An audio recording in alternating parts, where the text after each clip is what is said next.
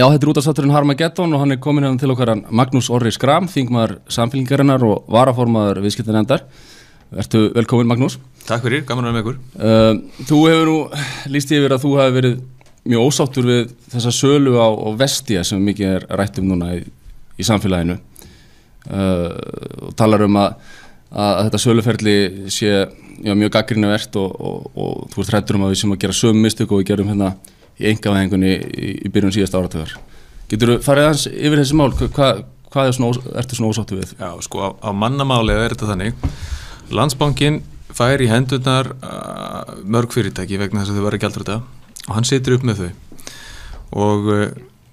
Og hann þarf einhvern veginn að koma þeim út vegna þess að bankar ekki eiga fyrirtæki. Það er bara hendar ekki bönkum að vera að reka fyrirtæki og hann þarf að koma þeim út úr sínum efnahagsreikningi og við höfum verið mjög upptekin af því síðan hrunið var að þegar fyrirtækin færi út frá bönkunum þá það gert með svona gagnsæjum hætti. Það er að segja allir fengi að koma á borðinu, gera tilboð og það bara svona hlutlægir mælikvarðar hvernig það vegið og metið hverjir fengi að kaupa fyrirtækin. En þetta ekki svona klikkubræðra samfélag einhvern veginn, þú veist, maður þekki mann og þess vegna fæ ég að kaupa þetta fyrirtækin en ekki einhver annar. Við pössum okkur á því, viðskiptanefndin að búa til svona verklagsreglur með samtökum fjármálafyrirtækja, þessar samtökum banka. Það sem gerist svo síðasta haust að Landsbankinn hafði búið til fyrirtæki til að halda utan eignarhluti sína í þessum fyrirtækjum. Það fyrirtæki, þetta millifyrirtæki heitir Vestia og þeir seldu Vestia til lífeyrissjóðanna. Og þeir gerðu það ekki þannig að einhver annar en lífeyrissjóðnir fengi að kaupa þessi fyrirtæki. Þannig að þeir seldu allan pakkan, einhver 7-8 fyrirtæki í einum pakka fyrir einhverja 15 milljarða króna. Og þá reis ég og fleiri upp á afturlappna og sögðum halló og ætluðum við ekki að selja þetta gagnsætt. Og þá var okkur sagt að fulltrúum Landsbankans og fleiri, já þegar þetta nú bara þessi fyrirtæki að fara úr almenningseigu inn í ríkisbankanum yfir í almenningseigu til lífeyrissjóðana, þegar fyrirtækin fara úr höndum lífeyrissjóðana, þá verður þetta nú passað upp á þetta verðið nú með gagnsæjum hætti. Það virðist ekki vera að gerast aftur. Það er að segja, nú eitt þessara fyrirtæki að fara út frá framtakssjóði lífeyrissjóðana yfir til einkaaðila, söluferlið í gangi og svo virðist sem að þarna hafi ekki verið gætt að því að allir fengi að gera tilboð í fyrirtæki. Það virðist ekki vera á hreinu á hvaða grundvelli að vega og meta þau tilboð sem að berast. Það er að segja, menn að gera aftur sömu mistökin þeir gerðu haust og sömu mistökin og menn gerðu hér árið 2001 og 2003 þegar menn engaðu til bankana. En eru lífeyrissjóðir bundnir af þessum verklagsreglum sem voru setta fyrir Landsbankann og bankana? Nei. Þeir eru það einmitt ekki? Nei, og ég sem þingmaður hef ekkert yfir þessum lífeyrissjóðum að segja. En af hverju var einhver sagt þá að eins og, þú veist, maður er raunum getur... Hver sagði það? Var það Steingrímur sem sagði að þessum reglum fylgt eftir þegar þeir selt úr lífeyrissjóðum? Já, hann sagði það til dæmis og ég meina, þannig aðkoma ríkisins að þessu máli við eigum Landsbankann 100%. Landsbankinn seldi þessi fyrirtæki til framtakssjóðsins fyrir X upphæð en fekk leið 20% eignarhlut í þessum framtakssjóði manni stjórn. Aðkoma ríkisins að Landsbankanum að við bjökum til fyrirtæki sem heitir Bankasýsla, þannig að það sko frá Steingrími að fyrirtækjunum fyrst Bankasýsla, svo Landsbanki og svo lífeyrissjóðabatterið. Þannig að það þá 4 leggir og Steingrímur sem fjármálaráðherra mun til dæmis það vantarlega til dæmis í dag í utandagskrárumræðu svara því hvernig honum lýst á þetta allt saman. Hann hefur ekki tjáð sem þetta mál opinberlega. Við vorum á sérstöku fundi í viðskiptanefnd síðasta föstudag þar sem við fengum upplýsingar þetta mál og höfum síðan verið að láta í ljósi okkar skoðanir, þar á meðal ég og fleiri. En það verður athyglisvert að heyra hvaða augum ráðherra lítur á þetta mál, hvort að hann sé sáttur við þetta ferli eða ekki.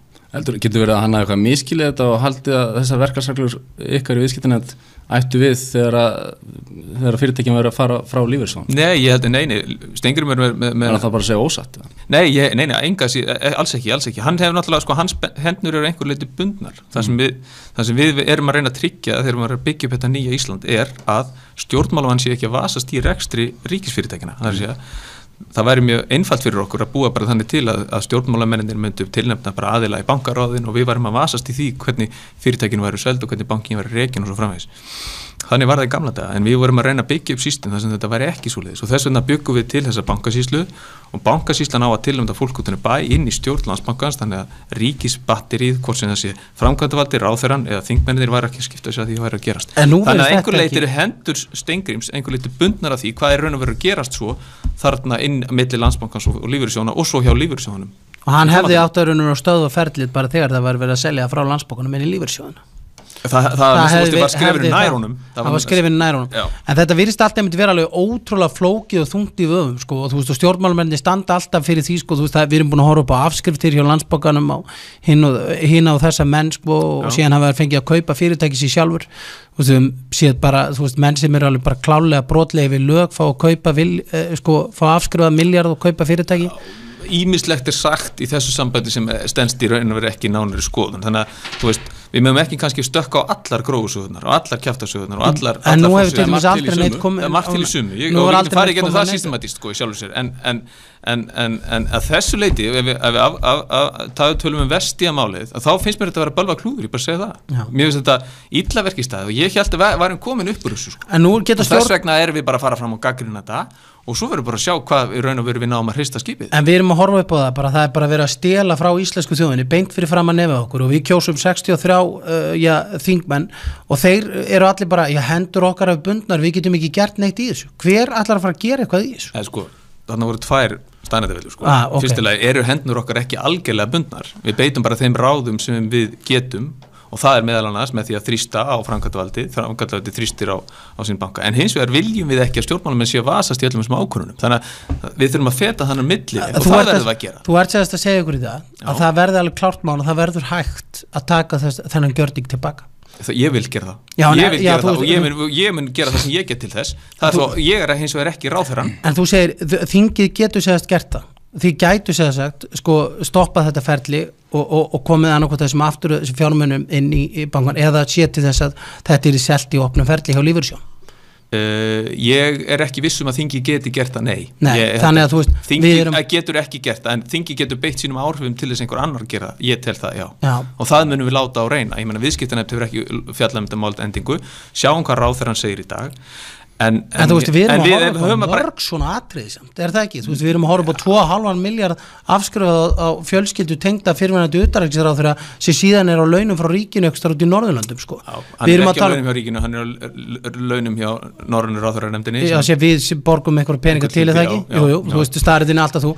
Og við erum að staða samt 63 þingmenn sem segjast geta gert eitthvað í málunum, eins og þú sagðir, ég hef verið að fara með staðriðavillu, en gera ekki neitt. Nei, bíddu aðeins, sko, talandi um afskriftir, sko. Áttum okkur á því. Ég ætla ekki að fara að réttlæta hér eða verja hendur bankana, en við viljum bara hafa þá hreinu að þeir eru að tala um að það vera afskrifað á þessa útrásar víkinga og þá áttu þær afskriftir sér stað þegar lánin voru flutt frá gömlu bönkunum yfir í nýja bankana.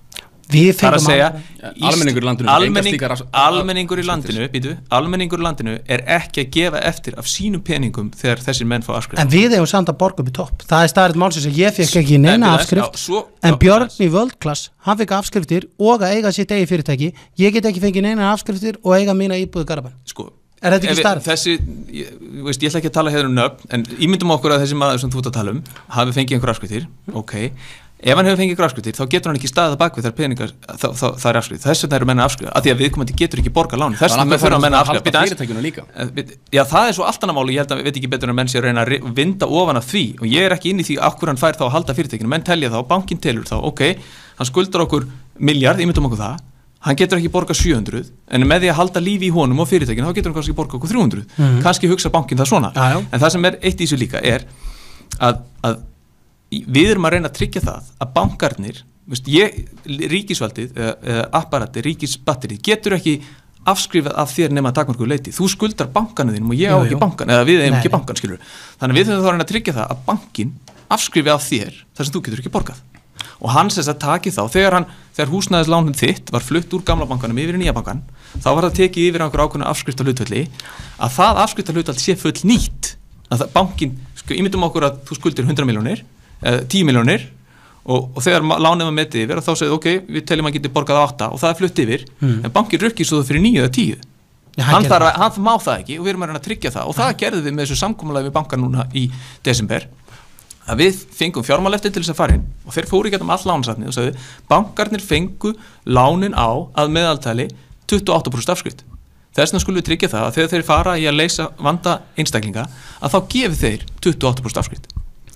sumir þurfa hins vegar að fá 50% afskrift og það því það að sá sem getur kannski staðið bak eitthvað hluta lánunum meira en 78% eða 72%, hann það þá kannski borga Síðan það annað mál í þessu að þessar afskriftir renna þá bara til þeirra sem fóru virkilega óvarlega og skuldsettu sig upp fyrir áfur Svo það anskotast óréttlæti allt saman Þeir sem hins vegar lendi því að fá bara á sig ósangjarna verðbólgu eða sem sagt hækkun á lánunum sínum að þeir fá enga sanngjarna niðurstöðu í sínum málum. En það er náttúrulega mikið óréttlæti í því og við, með þessum ýmsum leiðinum erum við að reyna að koma til móts við það, ég meina ef þú ert yfir skuldsettur í dag með yfir 110% þá getur þú fengið 4-7 milljónir króna afskrift og svona, við erum að reyna að teikna þannig þegar við erum að mæta þessu venjulegu millistétt og 70% allar þeirra sem skulda húsnæðislán munu fá einhvers konar úrræði núna ég get sagt það Magnús, ég er búin að fara yfir þetta allt saman ég fæ ekki nein úrræði, ég þarf að borga íbúðina mín upp í topp og ég fæ engin, og þó að þeir hafa keypt láni mitt á 28% afslætti eða hvað sem þá er það þannig út að ég stóð í skilum með öll mín lán,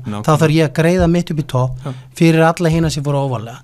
Ég náttúrulega sé ekki réttlætt í því en ég vil bara sitja og sætta með það, en það svíður mann samt, það horfum upp á það að þegar maður tekur þátt í lýðræðislegu kosningum á Íslandi og kýs þessar eitthvað að þessu 63 einstaklingar sem þar sitja, að þeir geta hort upp á að einhverjum menn sem hafa bara, og við skulum ekki nefna henni nöfn, en við horfum samt upp á staðreyndir að menn hafa fengið 16 milljarða afskrifaða til að búa til eitthvað falskt verðmæti í einhverjum viðskiptabanka og fá síðan að kaupa fyrirtæki, einhver sjávarútvegsfyrirtæki í Hafnarfirði á skít og ingenting bara með lánu upp á milljarð og maður skýr sig býtu og ég spyr, geta stjórnvöld ekkert stoppað til þess að við sjáum bara siðleysið og við sjáum það í þessu og við sjáum það í allir bankasýslunni þú segir þið getur stöðvað þetta eða komið tilmælum að gera það af hverju það ekki gert?